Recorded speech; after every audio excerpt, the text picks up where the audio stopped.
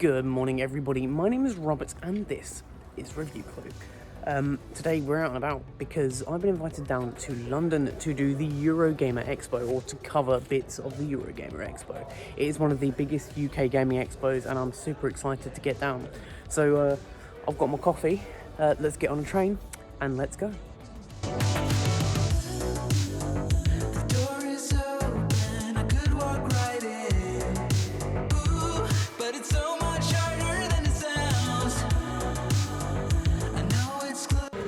So I have arrived bright and early. We've got about an hour and 10 minutes or so until the actual event starts.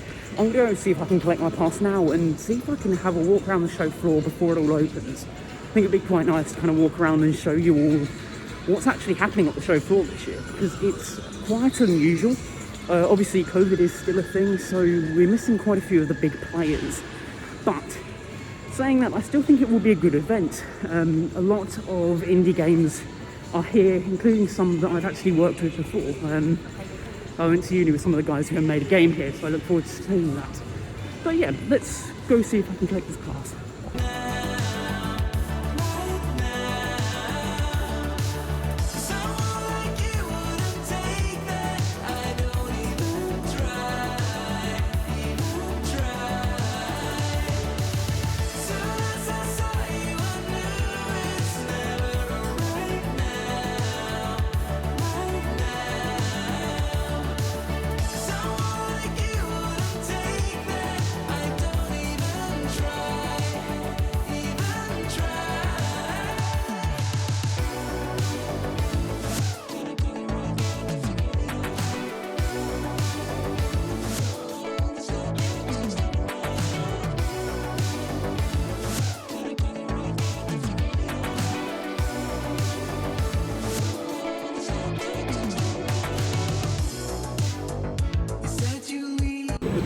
So I have made it onto show floor. There wasn't unfortunately any chance to get an early look at everything, but it is looking rather empty.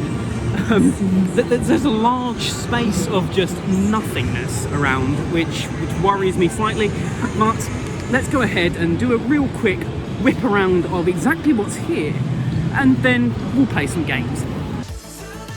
Baldur's Gate had the most impressive stand going. It was really incredible. Seeing this big mythical creature and all of this landscape around it was just really refreshing to see. There should have been more stands like this, and there normally is at this kind of event. It's just this year, with such short notice, there really wasn't time to get people on board, like Microsoft and Sony and even Nintendo.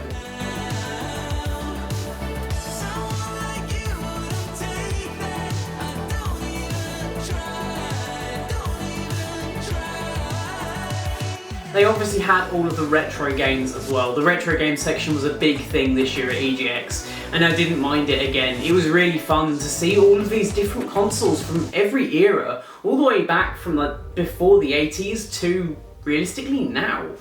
There were tons of different games to play, and I had a lot of fun just fiddling around with the pinball machine for a while.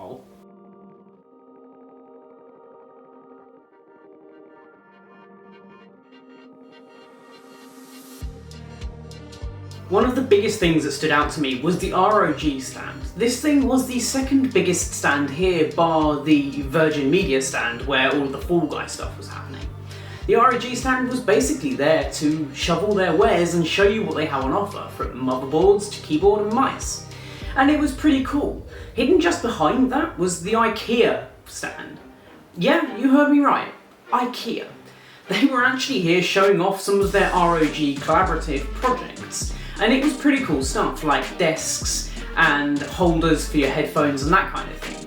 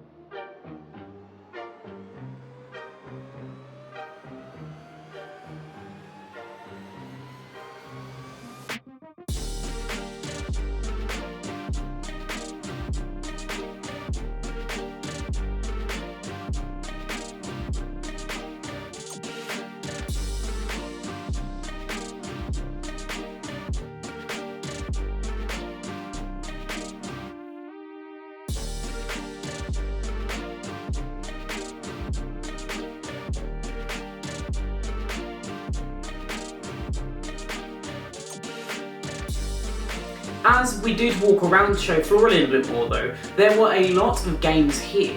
Don't let anybody tell you that there weren't enough games at EGX this year. There's plenty.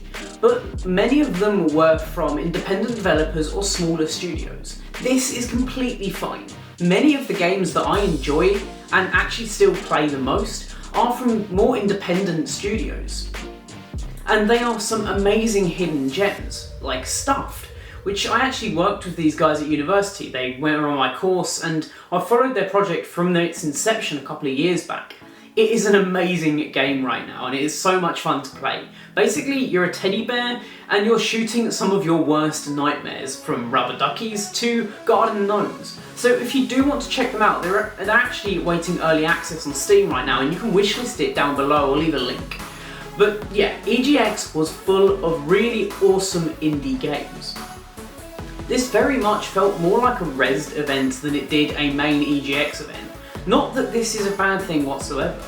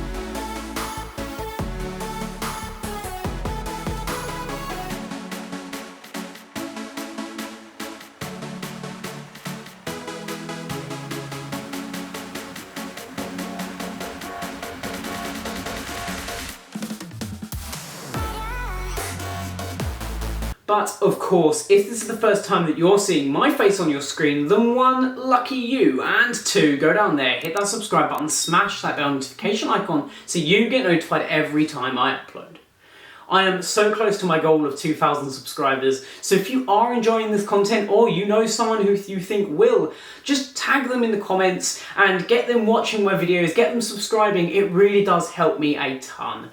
And of course, leave a like as well, it always helps. Anyway, back to the event. Of course, I did have to head over to Fall Guys, and this was actually pretty fun. They had a massive fall mountain where you literally had to run up, total wipeout style, get to the top and capture your crown. I wasn't very good at this, and you'll see that in the video here. On my first try, I completely stacked it and kind of ended up having to use my upper body strength to pull myself up. It was not easy. But me and 3 randomers were on a team, and Team Testicle actually did very well. We were third. I think we got 17 of these crowns, which is pretty impressive for around 2 minutes. Obviously, Fall Guys was here, and it was a lot of fun, but again, this was a game that was released a year, maybe a little bit more ago, and it really just didn't hold up very well. It was abandoned very quickly because of hackers, and though Mediatonic has really tried to resurrect this game, I feel like it just hasn't worked for them, and it's a real shame. But there was a big presence of that here, and it was fun to jump back into it for a couple of minutes.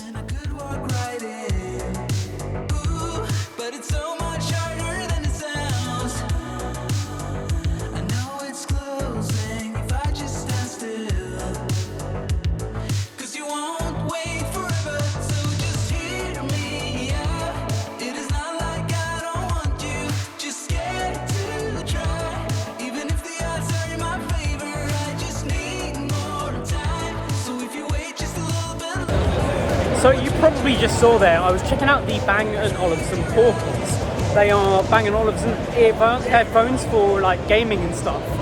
£450. That is not cheap, especially for a gaming headset. And I'm going to be honest, they didn't sound that great. I was playing some music through them as well, and there was a high amount of distortion, especially on the high end, which does make me worry how good these would be for actual gaming. But that said, if you want good sounding audio that's crisp and clear outside of really highs, really heavy highs or really low lows, they may well be pretty good. I'd love to get some in for a full review, but I feel like at £450 that's not going to happen. Anyway, back to some gaming.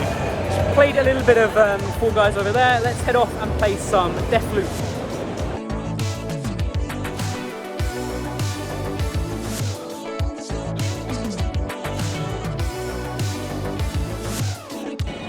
So I've just finished up my rather short demo of Deathloop, and it was alright. Verdict is, it's kind of like Dishonored, but more like in the future. It was good though. Controls were slightly odd. The right stick, particularly for me when looking around, was like a half a second lag between movement starting and me pressing it. It wasn't a great experience, but after I kind of learned that, it was fine and played actually very well. I'm going to go grab some lunch, and then I've got the cosplay is happening, so I thought I'd try and shoot some of that for you guys, because that might be interesting. Cosplay is always fun and good to watch, so let's go get some food.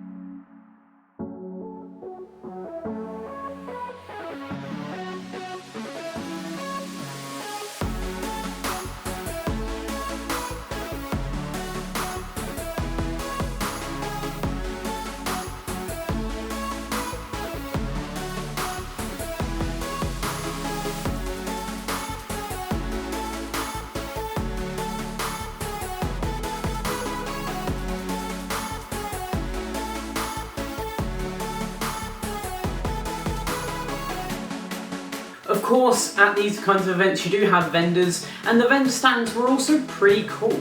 They had a company here that worked on developing these kind of one-of-a-kind kits for influencers from developers. For example, when you got Borderlands 3, I'll show it on the screen right now. For the Borderlands 3 launch, they had this whiskey glass and these bandits, like bandanas. Really, really cool stuff. And it was actually really interesting to see some of the other concepts that they had built. It wasn't really a company that was for the average consumer, it was more for the developers, but it was still really nice to see them there.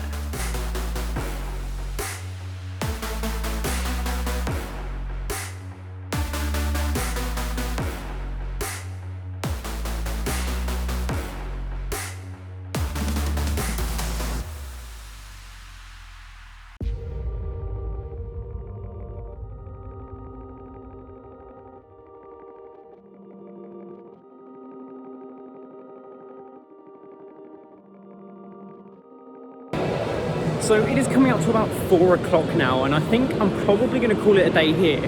Most of today has actually been spent walking around, videoing all of the stands, doing that sort of thing. Played very few games. But I will be back tomorrow, so if you're about the EGX show floor tomorrow, let me know, come say hi, all of that jazz. Obviously we had the cosplayers, that was pretty cool, and I plan to just continue all of this content tomorrow as well, so we can get some really good content from today and tomorrow. Let's debrief when we get home, just to sort of talk about the event this year and how it compared to years of past. Because obviously this year is a little bit different because of the whole virus thing, but let's get home and we'll talk. So overall, how was the event this year? I think it was still a very good event. Don't let anybody tell you otherwise. There's a lot of people on Twitter complaining about getting a refund from EGX because they were missold. But I don't think that's the case. There was still a lot to do here. For a day, or maybe 2 days, there is enough to do. There's enough to keep you busy. There's a ton of different games to play from all genres and eras that I actually didn't get bored today, and I'm going back tomorrow and I'm super excited to do so. Obviously it would have been nice to see a lot more of those AAA hitters. Maybe even EGX could have rebranded this as the Res event that they normally have in March. But it really wasn't a big deal to me and I still had a lot of fun. Anyway guys, my name's been Robert, and if you've enjoyed this kind of vlog style video and want me to cover a few more events, then do let me know in the comment section down below. But of course, my name's been Robert, this has been Review Clue, and I will catch you in the next one.